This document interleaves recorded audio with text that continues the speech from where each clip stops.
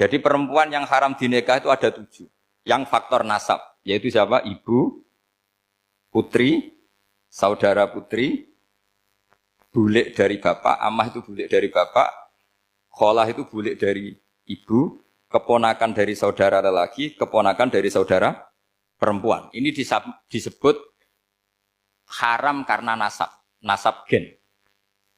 Kalau orang Jawa bilang hanya 4 karena ngitungnya bulik baik dari bapak maupun ibu. Kalau orang Jawa bilang kan bulik terus keponakan dihitung 1. Padahal ada keponakan dari saudara lelaki, ada keponakan dari saudara apa? Perempuan. Wabanatul akhi wabanatul ukhti.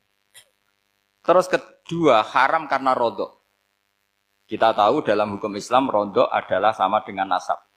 Jadi ibu yang pernah menyusui kamu berarti jadi ibu kamu.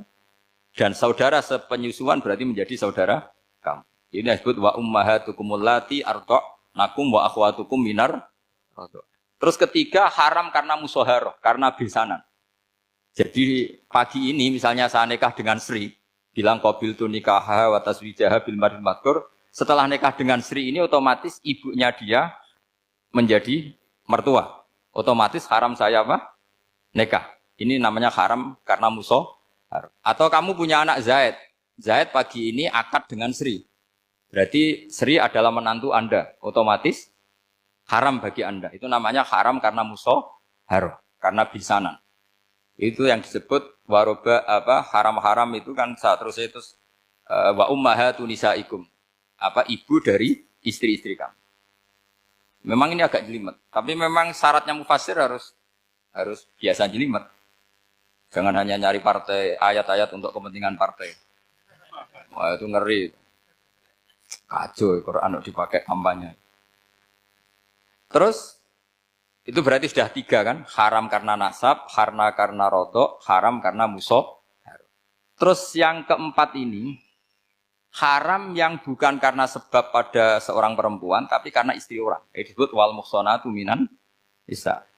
Haram menikahi perempuan yang masih milik orang lain. Nah, orang lain yang menikahi ini, istilahnya Allah adalah lelaki yang menikahi perempuan ini adalah lelaki sing muhsinina ghairu musafihin, secara nikah yang sah. Nah, nikah yang sah itu begini dalam hukum fikih Islam.